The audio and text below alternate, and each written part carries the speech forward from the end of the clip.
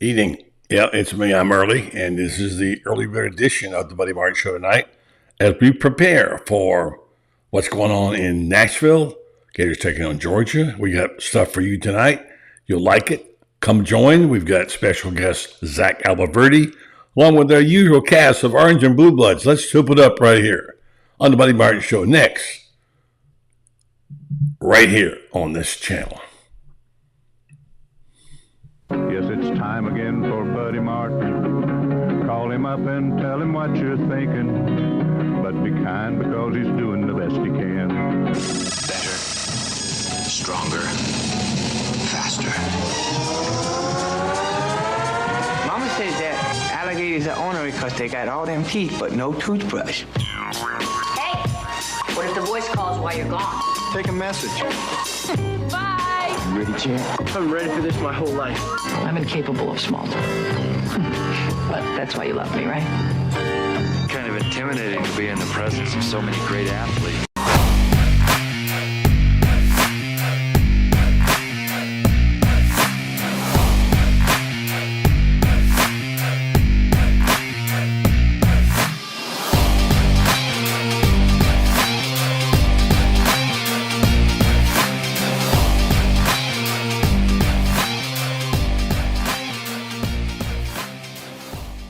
Good evening and welcome to the program. And let's get right to the Orange and Blue Room where our friend, the great Ben Troupe, is standing by. We have a Zach Abolverdi interview with you a little later on, but this is the early bird edition of the Buddy Martin Show, Orange and Blue Bloods edition. You know what that means? Our guys are all here, and this guy's always early.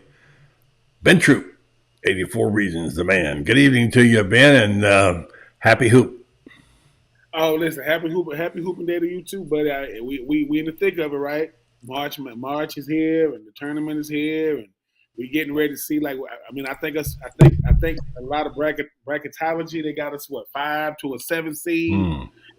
I really don't care. I mean, I know people like, oh, you want to be seeded with us?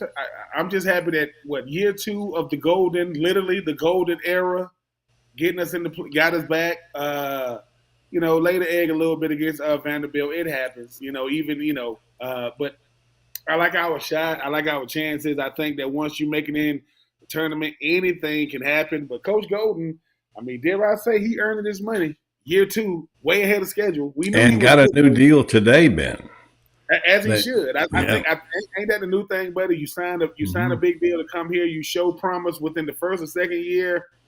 I don't think Dan Mullen signed when Dan Mullen first got hired at Florida, I don't think he actually signed his contract well into the year. Like, he didn't even sign it. That's probably true. Yeah, I think that is true. Yeah.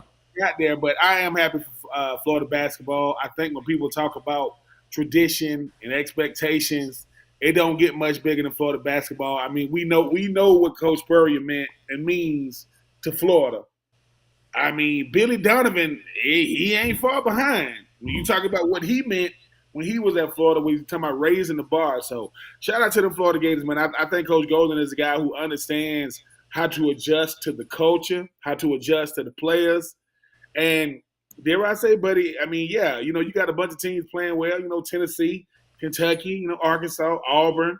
But Florida's right there in the mix. And I'm just happy that we're in the mix. I don't really worry about those schools not named University of Florida. But I like our chances, like I said, going into the tournament as well as NCAA tournament and the NCAA tournament. But year 2, what can we say, buddy? You know how it is. We have literally got away from the Coach White era. Literally. Like, that's far behind us now. Except tonight when they had to play each other. You get that constant reminder. But yeah. I think that the University of Florida, and when people talk about not being able to hide, I've been blessed on my podcast, 84 Reasons, to interview a lot of athletes from a lot of different sports. When you talk about gymnastics, can't hide. Track and field, can't hide. Baseball, can't hide. Softball, can't hide. Swimming and diving, they win so many SEC championships. It ain't even national news no more. Yep. Florida wins another swimming and diving SEC championship. And when you talk about basketball, we know what gets them in the seats. That's football and basketball. And like I say, Scott Strickland, he definitely earns his money after football season. No doubt about it. But like I said, buddy, I'm just happy that we in it. No one wants to go to the not invited tournament, known as the NIT. Sorry, no one wants to go to that. You want to go to the NCAA tournament? We are in it. It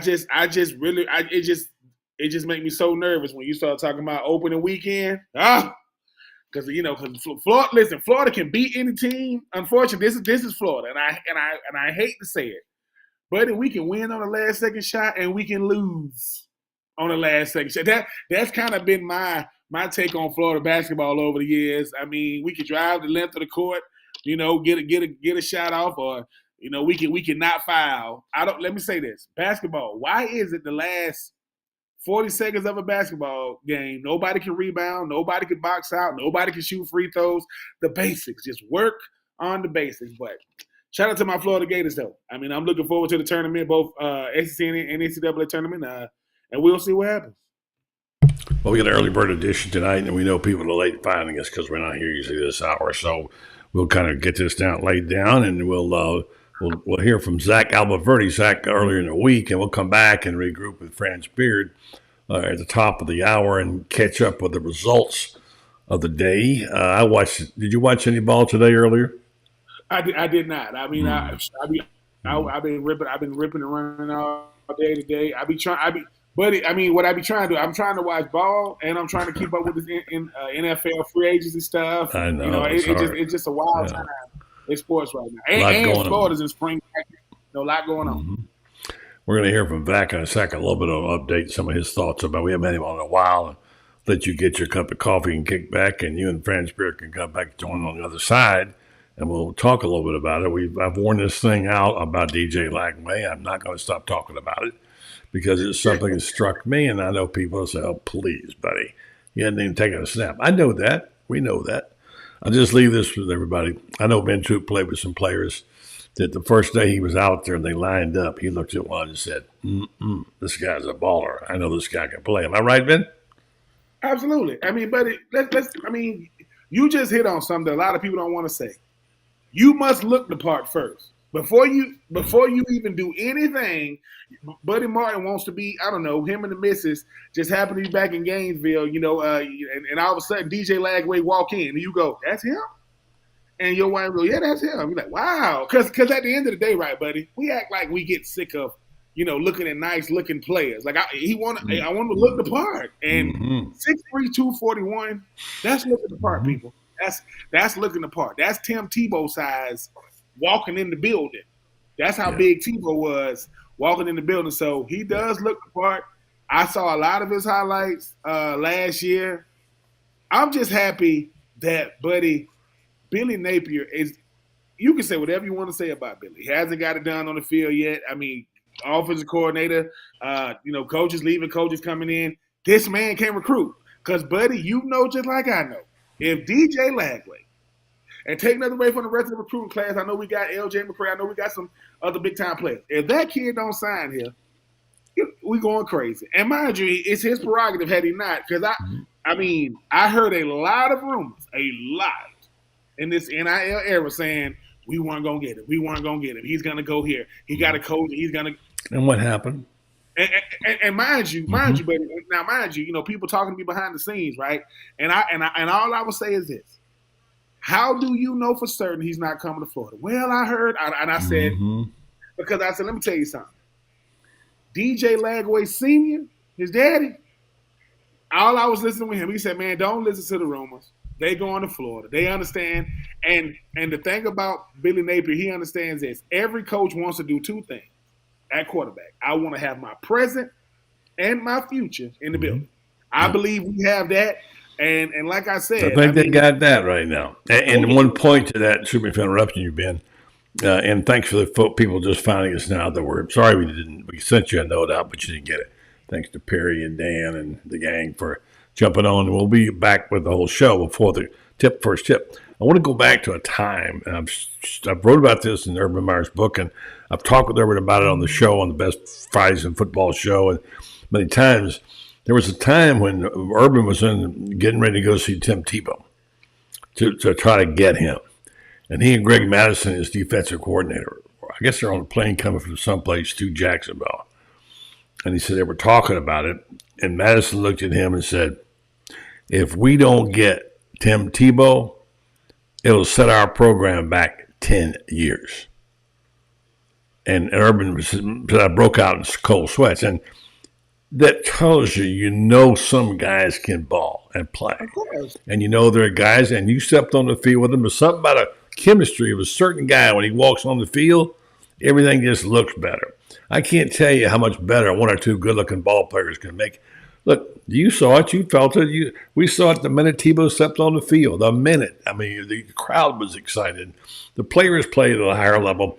And when you get the best out of your players when that happens, that's what we're banking on at some point. Now, look, I know that he hadn't earned a job yet, and I don't think he's going to get it, but he's going to play. And the fact that he's there and the writing in the wings, as you said, the present and the future. And, I'm starting to get a little more enthusiastic despite this so-called worst schedule in the history of college football. I mean, things happen, Ben. How many times have you been in the game and suddenly someone catches a pass or makes a tackle or a play? Wow, that guy's playing. And all of a sudden you're playing a little bit better ball, It happens, doesn't it? Of course it does. And the greatest thing ever happened to Tim Tebow was Chris Leak. Tim Tebow comes on campus. Chris Leak is the guy, right?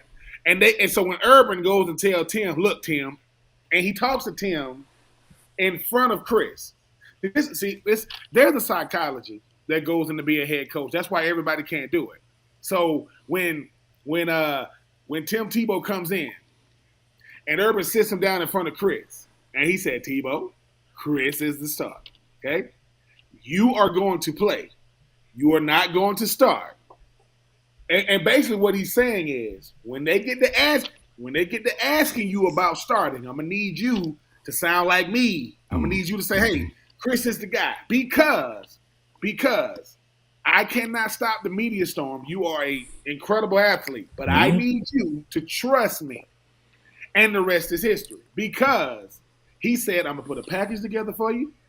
I'm gonna show Florida Gator Nation what they're gonna get. But I will be doing you the biggest disservice as a head coach if I throw you out there day one. You are not ready for that. By the time, because Tim Tebow was listen, basically, Drew Bledsoe was Chris Leak. Tim Tebow was, Tom Brady. They knew when Tebow get out there and start, he ain't coming off that field. They knew that. And I think that's what's happened. That's what helps DJ Lagway is when DJ comes in and Graham Mertz pull him under his wing. There's a confidence level when you're an upperclassman, and I see a guy that has that type of potential, and I cannot look. He's my teammate. Yes, he still want to play, but when I tell him, "Hey man, do this like this, do that like that," he realizes, "Hey man, you gonna help me? Of course I am. Why? Because the best guy gonna play. Listen, Graham, like, look, man, if you better than me, you gonna play, and I'm not gonna make no bones about it. You don't believe me? Felipe Franks and Kyle Trask, they did more for the quarterback position by how they handled it. When Felipe gets hurt and Kyle comes in, and Felipe said, "Look, man, I'm not gonna try to, what did Felipe do? I transferred. He did. He got out the way. Mm-hmm. So I think that people don't think that kind of stuff matters. People don't think that Jalen Hurts moving to the side for Tua. That stuff matters because, nowadays, Graham Mertz said, "I didn't get recruited by Florida. I came here as a grad transfer. Mm-hmm. Everybody wanted you, DJ.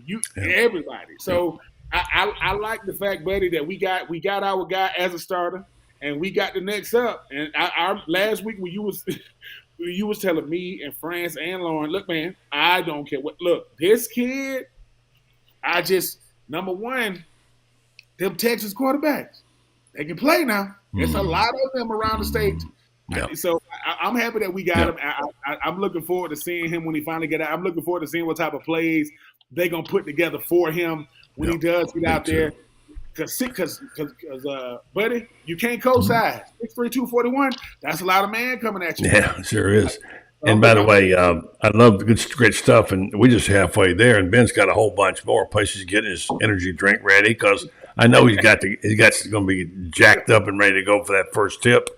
But we're going to step aside and listen to a little bit of what we were told earlier in a week with Zach Abolverdi. Have his segment on, then he'll be back. And Ben will be back, guns blazing. Maybe he'll have a sermon or two. And then Franz Beard will update us on today's action in the SEC tournament in Nashville. which is becoming quite the city these days and a popular destination.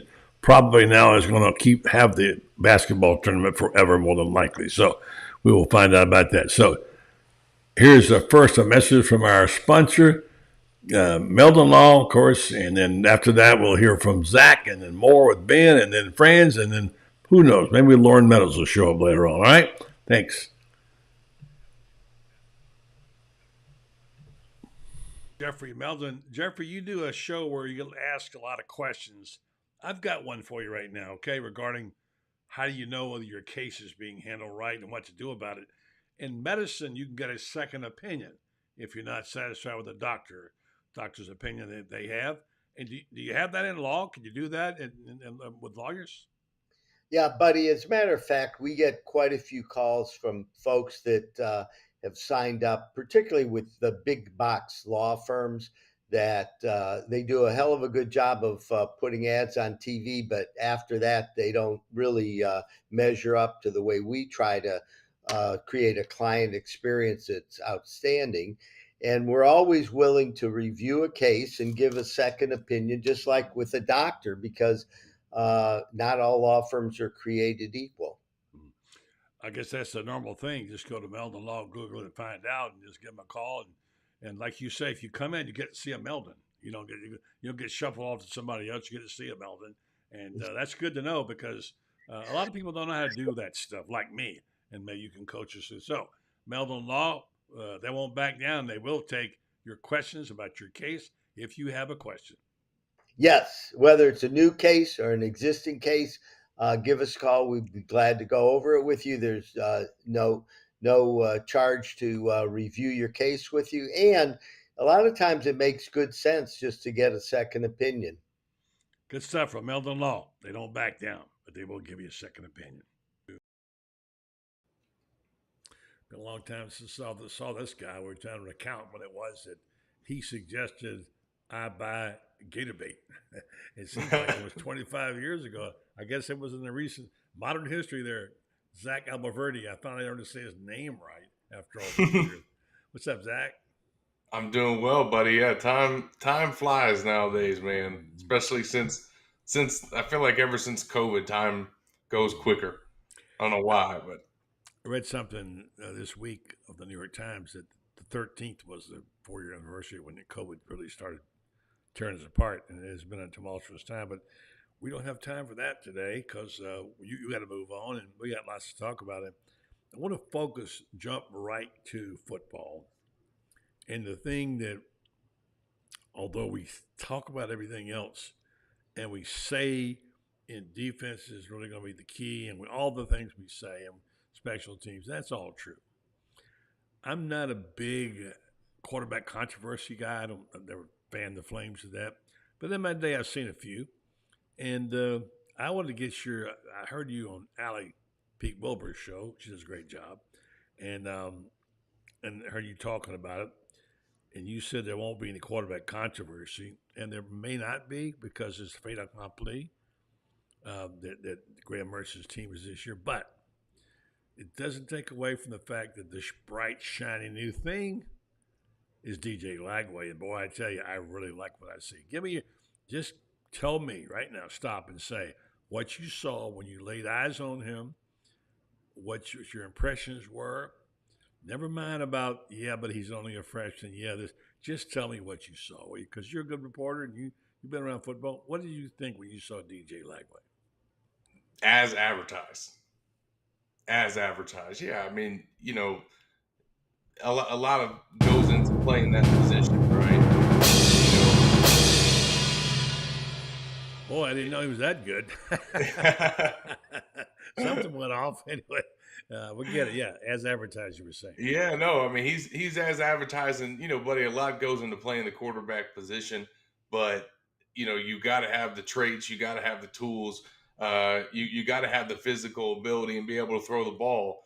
And he just has some things naturally that he's been blessed with that just jump out right at you. The fact that he's already coming at the size that he's at, he's done really well in the offseason program.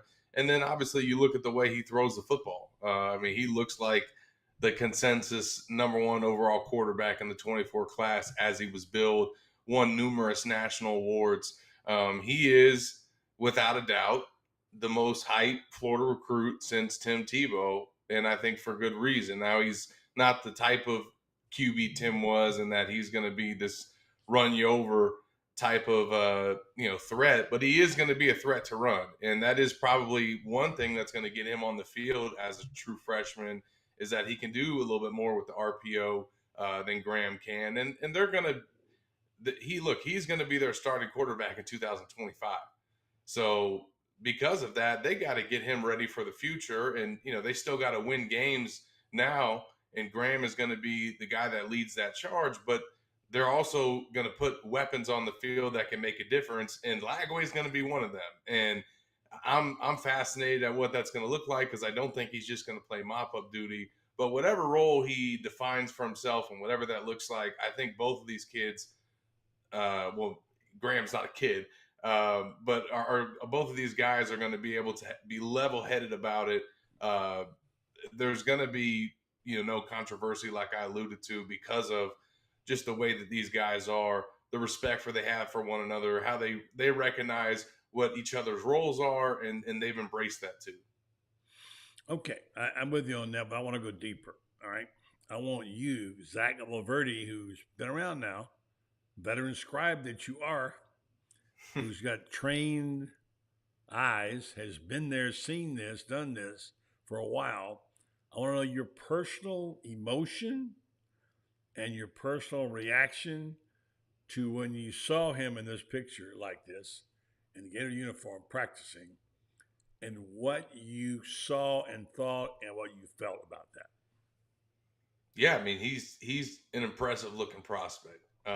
He looks like a guy that is not going to need any time physically to get ready to play. It's all going to be mental, because he's got the arm, he's got the size. He carries himself, like a quarterback. That's what I want to hear from you right there. The way he carries himself. There are people who just, Steve Spurrier in street clothes as a freshman carried himself in a way that was noticeable. And that's what I'm talking about. When you can see it and you feel it in the insight you have about an athlete, because I have not seen the guy on the hoof just in his high school highlights, and now the first time seeing him on the field. And I'm telling you, I had a little bump in my heart there. Like, this guy is not just going to be good, he could be really special. I don't know why. That's the thing I got going there. Kind of the way, as I've said all week, when I saw Tiger Woods the first time and I saw Shaquille O'Neal the first time, it's something about this kid that I think is super special. I know people say, well, buddy, he hadn't played with throwing routes on you. I get all that. But, when you met your wife, I bet you felt a little something special and knew she was the one. We have these instincts about certain people that we see and hear. Anyway, I want to get that. I know people will tell me I'm falling over the guy and I'm nuts and whatever, but that's how I feel. And that's what I like about you, is you are willing to share those insights, and you have a lot. All right, on to other matters on the team. Did you see what Greg McElroy said this week?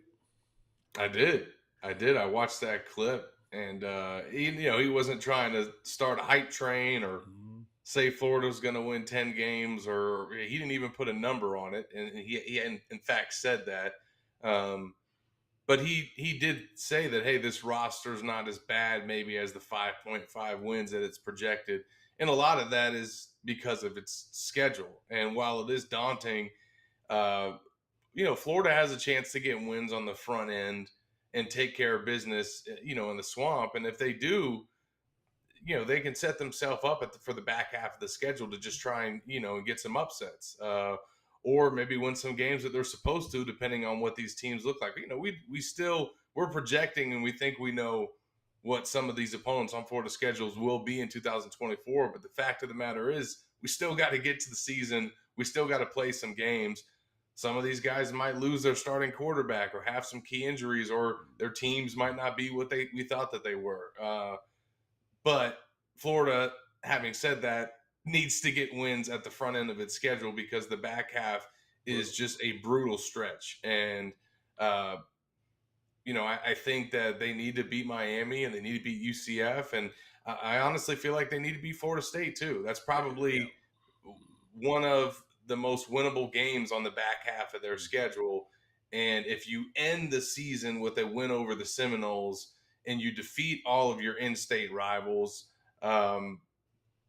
that's going to carry some weight, I think, with the fan base. And obviously, if you can beat LSU at home or get another marquee win, obviously you need to end the losing streak to Kentucky. There's opportunities there to appease the fan base if he gets the right wins. Yeah. All right. In the limited time we've got, give me, seems like Billy Napier has spent most of his postseason in a moment of trying to figure out what went on and not saying a whole lot about it. We saw coaching changes. We didn't have a whole lot of warning about most of them. There's been some changes. There's been some positive response. We still don't know what that is either. But I'm asking you to tell me, as a guy who covers the team closely and lives there with them, around them, is there a little bit of an uptick in the mood right now on Gator football? Well, it's springtime, as you know, buddy. And, nobody's lost any games yet. There's a lot of newness to this team. So, but I think having spoken to people in the program, the thing that they are encouraged about, along with the newness in terms of some new coaches, new strength coach, some new injection of talent, they are really encouraged about the fact that they have a lot of upperclassmen, returning starters, and a more veteran team, the most that Billy's had since he's been at UF. And, the numbers are out there in terms of career snaps and career starts. Florida provided that to us when they started spring camp. It's not even close. Like, this is a veteran team, and what that means and what that looks like, we'll find out. But one thing is for certain, you're not going to be able to use the excuse that this is a young squad or an inexperienced squad. That's just not that doesn't hold up in 2024. So, but because of that, they feel like having that more experience, having those returners, along with some change in some spots where they felt like they were weak, obviously, should make a difference or could make a difference. Now we'll see if that actually happens and if they fix those issues, but they feel like they've addressed them, and they also feel good about their personnel. 81% of this scholarship roster is Napier players.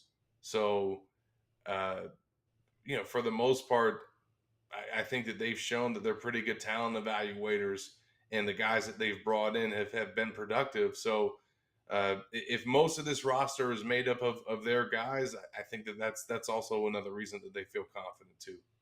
Zach Abolverdi on 3. If you haven't signed up, you ought to be sure and read Zach. He's one of the premier reporters on the beat, and has been following us a long time, including Gator football, and I think he's one of the best. And in the final analysis, I want something positive to take with me from you, because you're an upbeat guy. You gave me one there about the returning squad. They have a lot of veterans, you could say, even now, which is something Billy Napier never gets tagged with. Some guys that can play and been around, so that's good. They're not young. No, they're not, and that's good, because I guess the biggest cliche there is in sports, coach speak. Well, we're really young. Everybody's really young at one point in time. Yeah. But the bottom line is that you can get it done today with the transfer portal. Let's not go into the negative things, because there's plenty of them, but give me one more thing for Gator fans to hang their hat on, hopefully for a year that will help them forget the fact they haven't had a winning season now in 3 years. And give me, if you think there's one, I'm not putting words in your mouth, something they can chew on. I think they should be better on defense. And I think that there's some factors that contribute to that. But I think the addition of Ron Roberts should help. Him coming in as co-defensive coordinator to work with Austin, who is still calling the plays, but is now having his guy that he learned under and has been a mentor to him. I mean, these guys, since they left each other after working together at Louisiana, buddy, they've according to all three of them have said it, they've had weekly conversations, Austin and Ron, in a mentorship type role, and talking through his job opportunities as he climbed up the coaching ranks. And Ron has been a guy that's kind of guiding him. So to now have him here working with him, still having him be the DC, but he's kind of there to help him if he sees something on the field that they can adjust that maybe Austin hasn't seen yet, or if he's calling something that's working well and he wants them to stick on it. I mean, just to have another set of eyes out there in the facet that with the working relationship that they do, that should make a difference. Number one.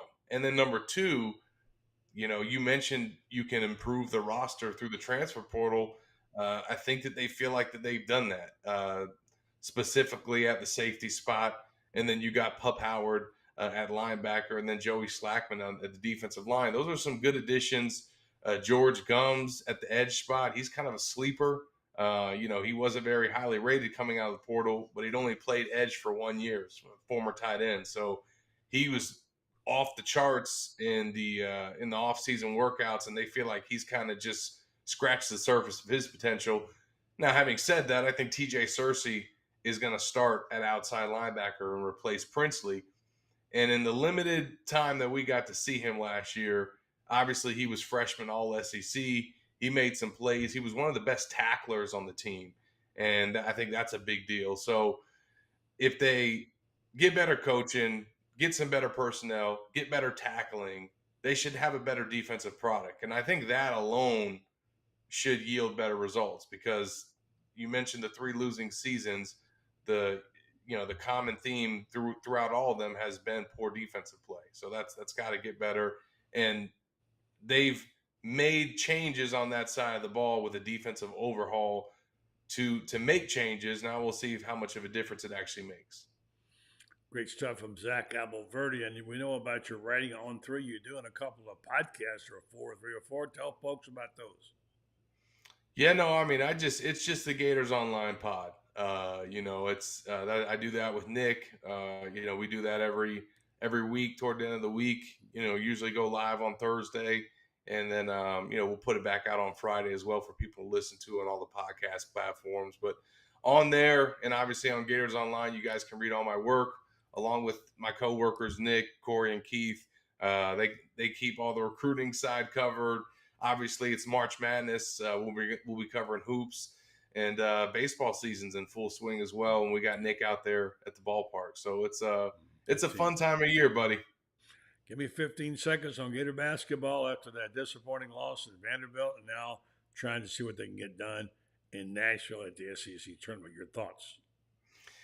Yeah, I mean, this team has a chance to make a deep run, I think, in both of these tournaments. I think that they can play into the second weekend in the NCAA tourney, and I think that they can compete to make a title run in the SEC tourney. Now, it's going to take a lot of effort, especially in Nashville, because they're going to play some tough teams in that tournament. But they've competed with and beat basically all of them except Tennessee.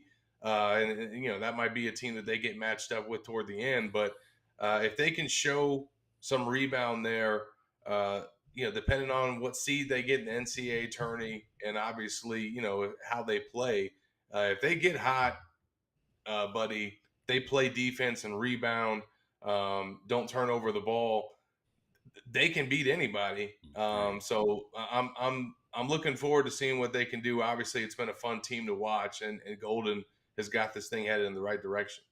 For sure. This has been fun, too. We've got to do this more often. We'll get you on about every 6 months or so, but good talking to you. Keep up the good work. Proud of your work here, Zach. Appreciate it, buddy.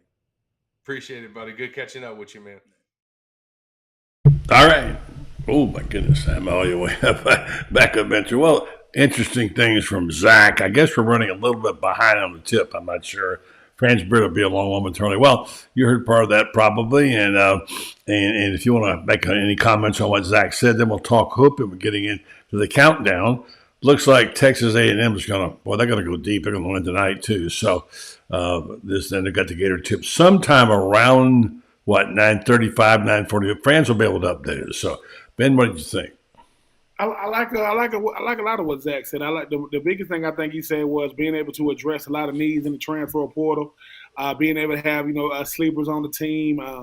And the thing about it is too, buddy. I mean, we know when it comes to Florida, people gonna be looking at three things, right? Every single time, right?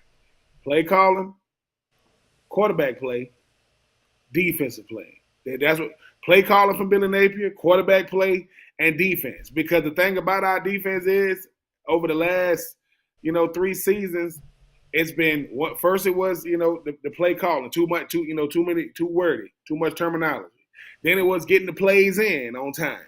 Then it was the personnel. Then it was third down. Then it was run defense. Then it was tracking the ball with the secondary. So now, buddy, I think the thing is, simplifying it. Shamar James, I think I heard him say, hey, man, look, I mean, football is very, very simple, man. We got to stop the run. We got to get off on third down. And when we get to the ball, we got to get the ball on the ground, period. Like, all that other stuff don't matter. But, no, Zach, I mean, I love what Zach does, too, on games online, him and Nick, Corey and those guys. I mean, I think they do a good job. I think the thing about what Nick is saying is, look, you got the guys in there. You wanted to address a lot of needs in the portal, you got it. You wanted to be able to bring some key guys back, you did it. You got your quarterback back. You added some new faces on, as far as like defense, defensive play calling. I know that, Coach Callahan, the tight ends coach, is co-offensive coordinator. I don't think that was to me, but the offensive coordinator part is always going to be the biggest head scratcher because we knew who was calling the plays anyway. Like if Billy's going to call the plays, just pick an offensive coordinator. But I just like the fact that Zach was like addressing a lot of different needs and. Buddy, it's all fun and games right now. We talk about the spring, talk about the summer, we talk about coming back for the fall, counting healthy bodies, who's gonna be that alpha dog or alpha male on the defense coming out of the spring. I like what we got. I love what we got at the safety position. I really, really do. I mean, you can't have enough veteran, playing time and leadership on that back end. Marshall coming back at cornerback. I'm just looking forward to see us put it all together because, like I said, Florida they didn't do us any favors with that schedule. My God, I mean, I every time I look at it, I go, did we lose a bet? Did we offend somebody? Did we do? I just don't know. I mean, we play every team in the state of Florida other than other than FAU, FIU, USF. We play everybody else. UCF, Florida State, Miami, but. No, I think that this team has the makings of being a squad that can definitely make some noise in the fall. Like I say, offensive line play, defensive line play. How do we stop the run? How do we balance the run and the pass? And we'll see. But Graham Mertz will not be the problem, people. He will be the reason why we be in most games that we are going to be in, and we'll see what happens with that defense. I'm sure Billy's glad he's got him, and I'm sure that on three's glad they got Zach and the whole team, but I'm glad we got our own Mr. Basketball. This time of year, ain't nobody better than this guy when it comes to round ball. He knows his round ball. He's now going to update us. Good evening, Mr. Franz Beard, Mr. Basketball. What is the latest out of Nashville? Number one, how did the day go? And also now, how are we doing on the tip? Well, tip's going to be probably about 9:45 right now. The Aggies and Ole Miss are winding it down. About 3 minutes to go there. Aggies look like they're going to win that one. They've just killed Ole Miss on the boards, and they're just physically tougher than the Aggies. LSU lost earlier today. I was a little bit surprised they didn't put up a bigger fight, but that stuff happens. It's tournament time. Everybody finds new wind, I guess, is what you could say there. And they did well today. They really did well. I thought that I thought that we had two really good basketball games today, buddy. Arkansas got whooped. I thought that was I thought Arkansas is talk about a team that totally underperformed this year. Really? They beat Duke. They beat Duke this year. And yet you look at what they did since then. They finished the season 16-17. Right now, there's a lot of speculation that Eric Musselman may be looking to go back out on the West Coast. I don't know. Maybe he should. That year. And by the way, Vanderbilt's got a new coach. They're going to have a new coach. Stackhouse got fired today. Stackhouse got fired today. LSU, like I said, lost by 10 to Mississippi State. Mississippi State, that probably puts them in a game that affects Florida possibly in the long term.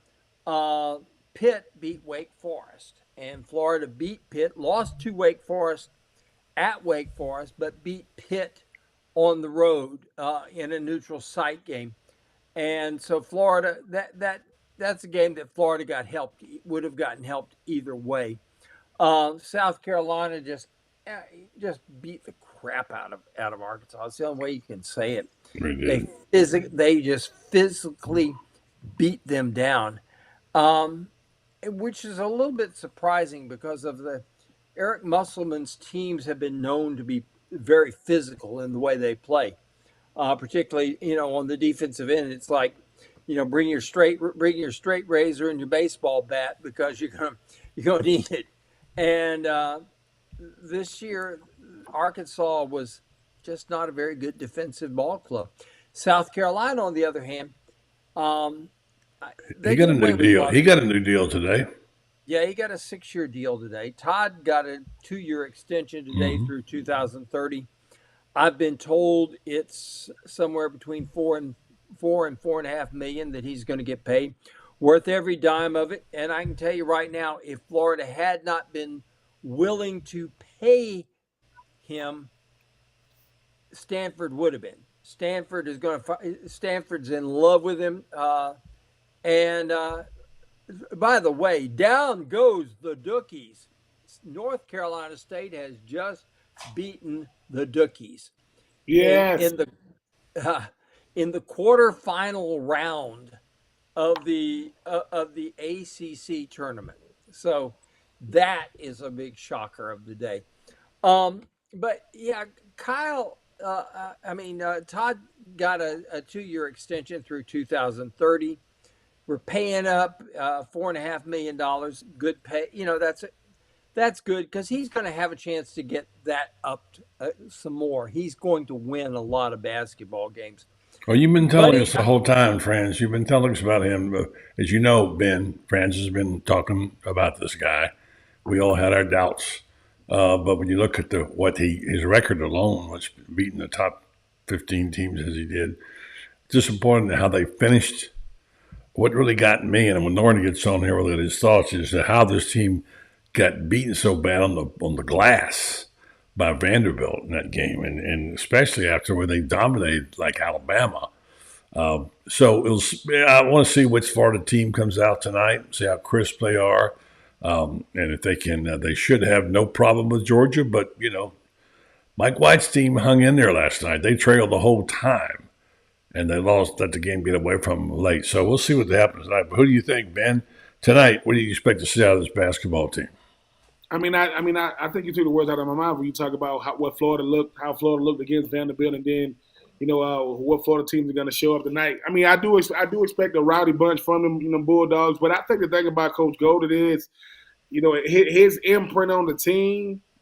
Well, Florida leads the nation in rebounding, right? If I'm not mistaken, I think they lead the nation in rebounding. Florida's the type of team to me that, they can get hot, and they can get real cold. They don't have an in-between. And I want them to develop an in-between. Like, hey, man, learn how to deal with the ebbs and flows of a game. But I think Coach Golden going to have them ready tonight. I do think that, like I said, Georgia's going to give a valiant effort. But I think that Florida just understands about peaking at the right time. When you talk about, you're going to make the NCAA tournament.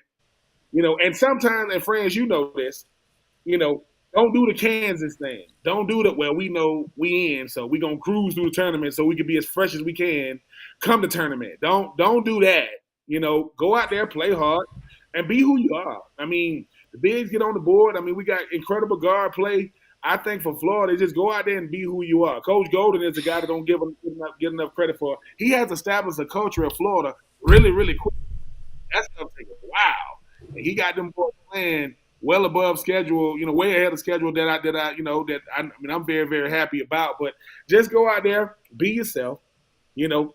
Florida has an identity now. When I don't know if I could have said that 3-4 years ago. I mean, we was out there. I don't know we had an identity. But I think Florida goes out there, handles business tonight, and moves on. But I think the thing about the tournament, though, that's different. Anything can happen in the tournament. Like, it's SEC tournament. I mean, like I said, Franz just said NC State just took down the evil empire in college basketball. That what we do. That is the evil empire. They are out, right? This time last year, North Carolina or Duke, outside of the tournament, they weren't going to make it. They ain't making NCAA tournament, which is unheard of when you're talking about college basketball. But I think my Gators go out there and handle business tonight. I think the thing is, it's all about mindset. The great Herm Edwards say, listen, man, it's not who you play, it's how you play when you play. That's it. That's all sports is. How you play when you play. And I think Florida is the better team in every statistical category. Rebounding, shooting, assists, getting to the line, on the glass, go out there and be who we are. Listen, anytime Mike White, he wasn't the most beloved when he was here. And then you go over to Georgia, you just cement that hate. But, hey, man, all the best to him. But I think Florida handled business tonight, and they move on. Him and ETN, the other special place in Gators' hearts, I can tell you that. Let's bring this guy right here and talk a little bit about he's wearing his orange tonight. And I know, and he's like me. He likes effort. And when you look at and Todd Golden, Franz, you heard him talk about this, Vanderbilt just absolutely took it to them with the glass. And this is a team that's been elite in rebounding. And somehow, now, what was it? They had let me disagree with one thing on there. And Todd 21-6 in the rebounds.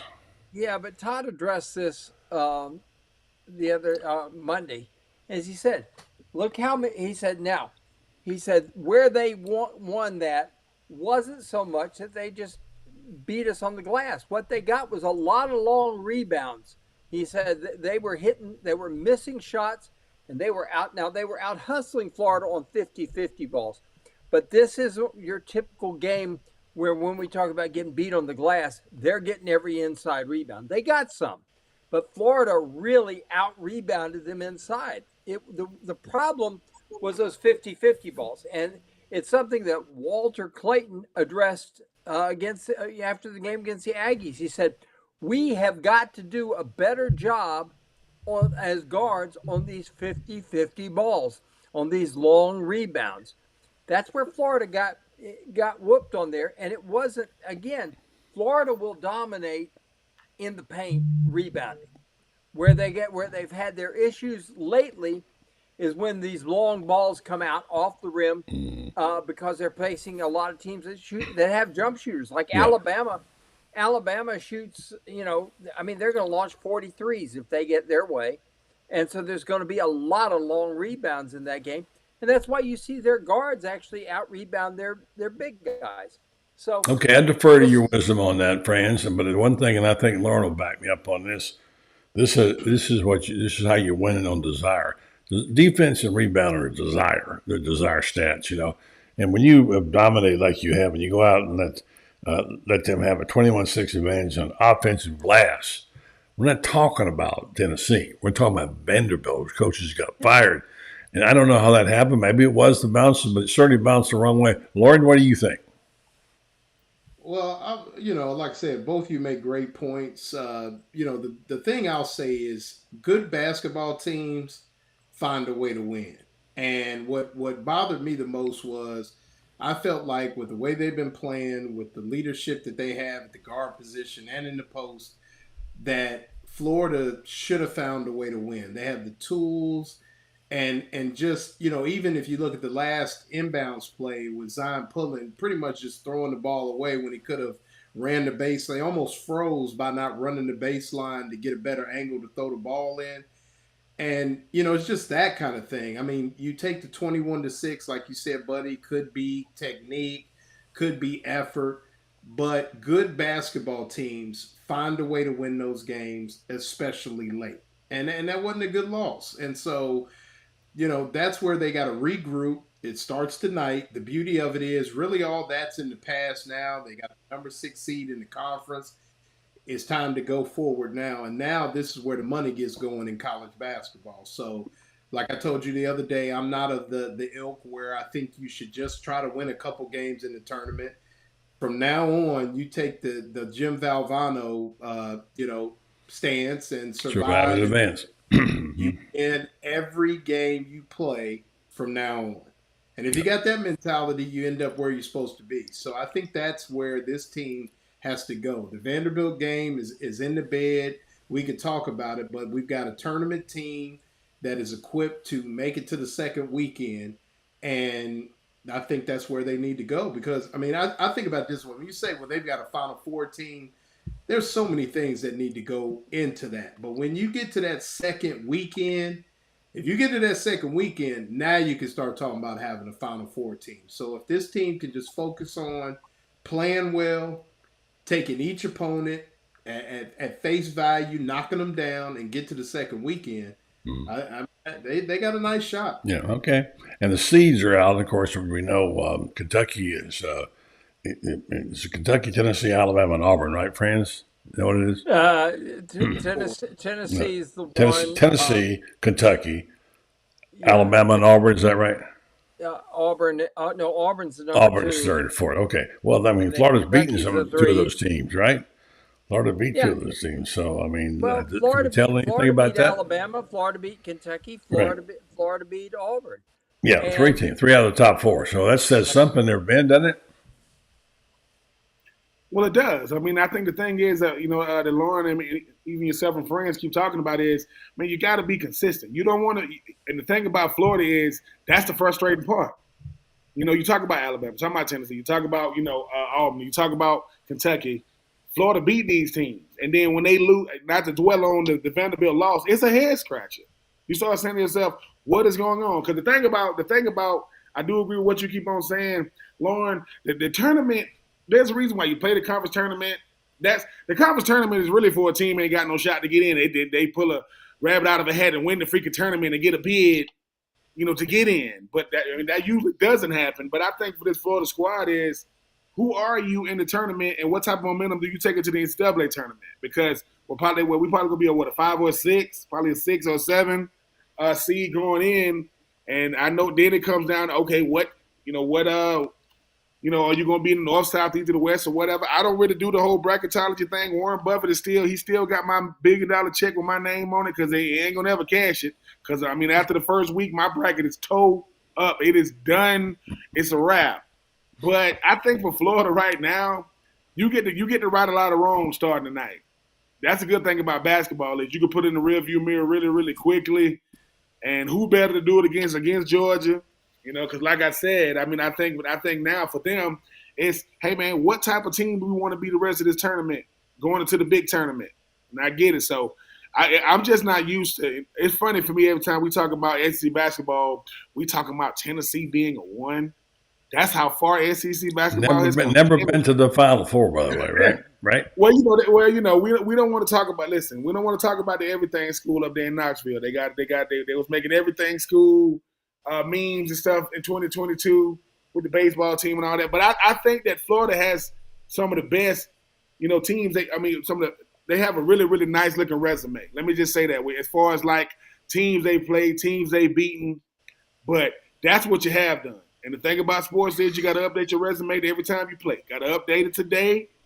Got to get some of them cobwebs off. Get some of that doubt out your mind, because that's what we're really talking about. Sports and confidence they live in the same house. They ride in the same car. And the confident teams that can put that, like you said, Loren, that got everything.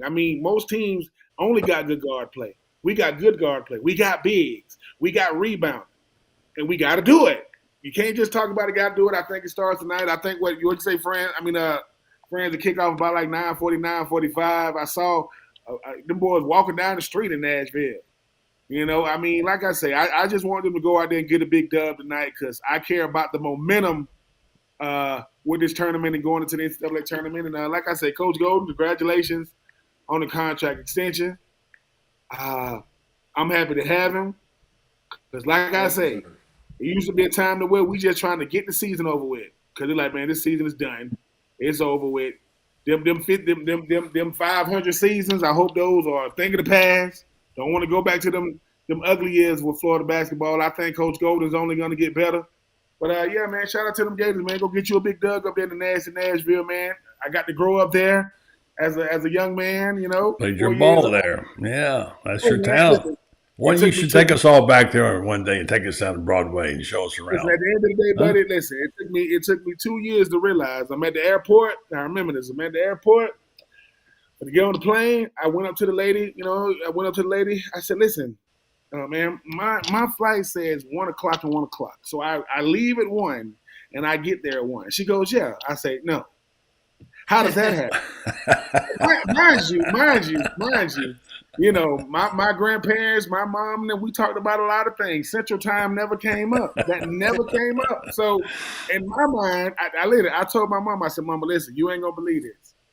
But when you fly from Atlanta to Nashville, time stops. What you mean? Like, time don't even move.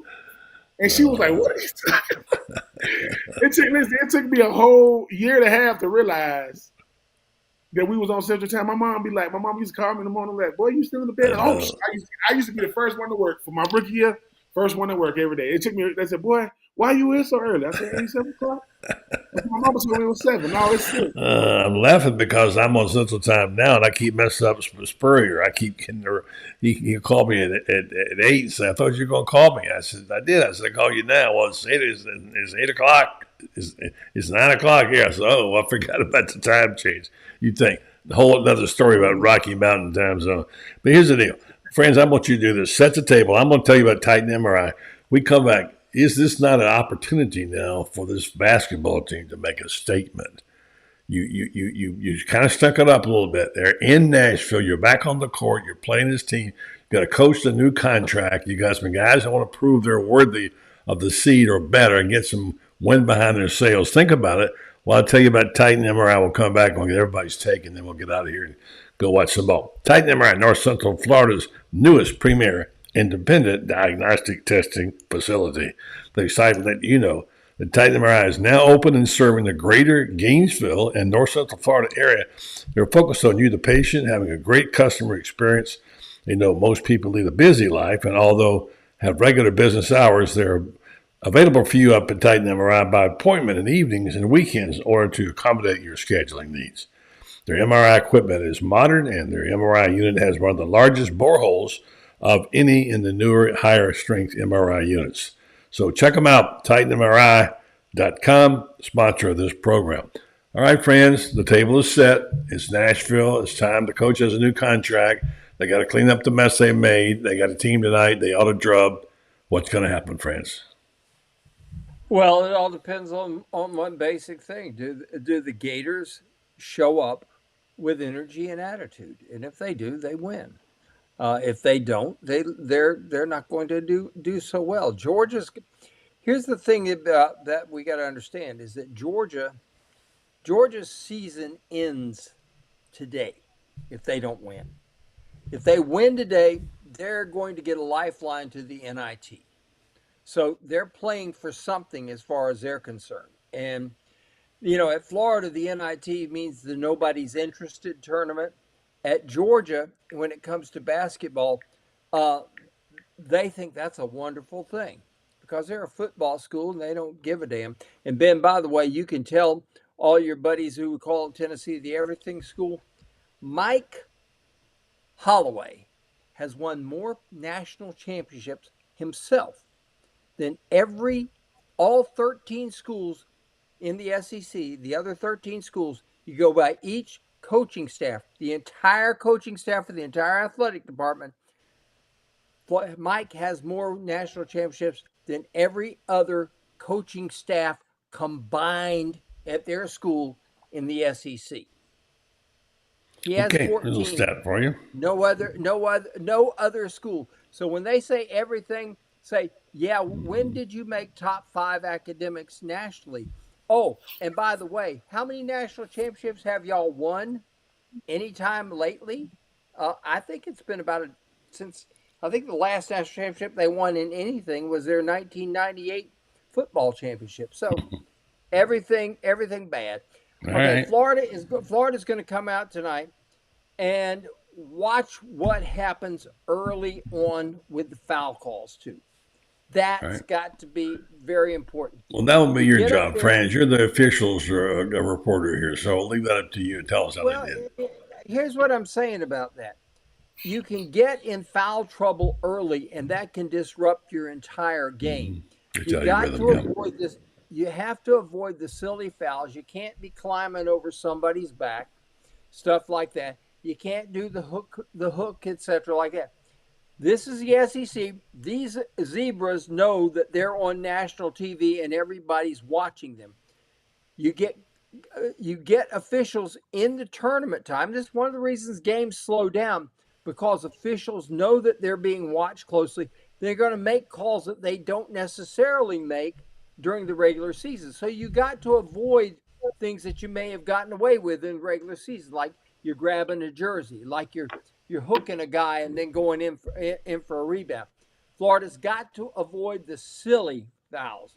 Fouls are going to happen, but you can't be given up with silly fouls. You can't have Micah Hand-Lockton, who is 7'1", getting 3 touch fouls. Good point. You got to go in there. Your big guys have to take the Wilt Chamberlain attitude. Wilt Chamberlain once told me, he says, my first foul, I hurt somebody. And I hurt him so bad that nobody else wanted to come anywhere close to me the rest of the game. And that's why I never fouled out of a game. How about that? That's what they need to do. All right, Loren, take it and then let Ben close it up. Your thoughts about tonight, what will happen, what should happen, what will be the telltale for you if, in fact, this team plays well and you say, you know what, this is an Elite Eight team or better. What will you be watching for, Loren? Just like Fran said, the energy. I mean, just come out on a mission with that championship mentality. I mean, it's survive and advance, and you get that look in your eye that anybody you put up in front of me, I'm knocking them down. And that's where it is. So they've got an experienced bunch, got a lot of minutes on that basketball team. Really good minutes, guys that have played in some really big ball games. And the moment should be simple for the Gators. They got a team that they really handled. I mean, that first game that went in overtime never should have went there, but a team that they are superior to, and let's knock this one down, and then see what happens tomorrow when they there should be a third Bama Florida game tomorrow. So rubber match tomorrow. Okay, Ben, I was doing the show earlier in the week with Alec Pete Wilbur and David Molson, and I said, well, guess what? There may not be hardly any blue bloods in the Elite Eight this year. We know what's happened to Villanova and, of course, Duke getting knocked out. And the names that we're used to seeing in there are going to be in there. And she said, wait. Florida is a blue blood in basketball. I said, well, I guess so, but that's not the name I thought of. When you see Florida, you don't think of basketball. When you see Duke, you do. I don't know. Loren, Ben, blue blood or not, and then tell us what you expect tonight and what you want to see and whether we'll be able to tell this team is tournament ready for the next round. I think right now, all Florida got to do is create all the doubt that Georgia's going to come into the game with. When Franz saying what he's saying was, listen, man, we plan to get in the NIT. That's what they plan for right now. I think Florida goes out like great energy, enthusiasm, just create doubt in them and just keep pressure on. Good teams apply pressure all game long. That's what they do. I don't care what you try to go on a run, they snatch it from you. You try to be able to, get them on the glass, they snatch it from you. Florida's good enough to do that. They are good enough, right, to create pressure. And I see them doing that tonight because whatever Florida does tonight, they ain't looking ahead. But Florida understands that, look, man, good teams, as you mentioned, Lauren, find a way to win games. Good teams beat bad ones, period. Good teams beat bad teams. I don't care what sport it is. Georgia fans don't think Georgia's a bad team, but they are, right? And Florida need to go out there and be what they are and get the dub and look forward to, playing Alabama. But, yeah, just do what you've been doing. I think don't make the game difficult. I just don't understand. Florida has too much talent for these games to be close. If you get a lead, keep it. Don't give teams no room to breathe. Put your foot on their neck and let's get to the next game. I think Florida has to learn sometimes. You go back to them back-to-back national championship teams, they play with a confidence saying, dude, y'all not beating us, man. I don't care who step out on this floor. Y'all not going to beat us. You know, I mean, you talking about Al Horford and you talking about them boys down low. They just had it. I'm not saying that's this Florida team. People say, no, that's not what I'm saying. But I'm saying Golden got the team put together in the right way. You got guard play, you got bigs, you got rebounding. I mean, you can shoot the three, you can get out there on the perimeter. I just think for Florida, like you said, Franz, no dumb fouls. Loren come out with great energy and beat a bad team. Period. Vanderbilt is still talking about we beat Florida. They still doing that right now. So go out there and do what you're supposed to do, man. Let's get on to the next one. One coach got fired, another coach gets a new contract with him. And the guy got fired and won the game. Great stuff, guys, as always. Great early show. I hope you enjoyed the games tonight, and appreciate you coming on and making a special edition. Good job, Loren, Ben, Franz. Thanks a lot. All right, fellas. All right, folks, we'll wrap it up right here. I'll tell you about our other sponsor, one that's so key, RedStar Medical Insurance. Regents, I got insurance in my mind. RedStar Medical, sound up here. So you said medical research. Long-time supporter of our program and great people. And they're in Ocala, downtown, have a presence there. They want you to know that clinical trials are so critical to our future in medicine. They do. They excel in clinical trials. They exist today because they bring new therapies to the public safely, and clinical trials would not exist without the commitment of you, the volunteer. So RedStar wants you to volunteer for some of the trials. They've had over 700 of them over the years. And you go to their website and you'll see RedStar.net how you can join. If you participate, you might receive study-related medications and procedures at no cost to you or your insurance. You may gain access to new investigational medications or devices not otherwise available and receive compensation for your time and travel. So check them out. Go to RedStar.net, find out how you qualify and might be able to take part in this. RedStar Medical Research, seeking tomorrow's answers to the health questions of today. Enjoy the game tonight. If things go well, we'll be back here tomorrow night. We won't be, but the Gators will. Have a great weekend and enjoy your basketball team tonight. It should be a good one. Thank you to our sponsors and your membership and our guests.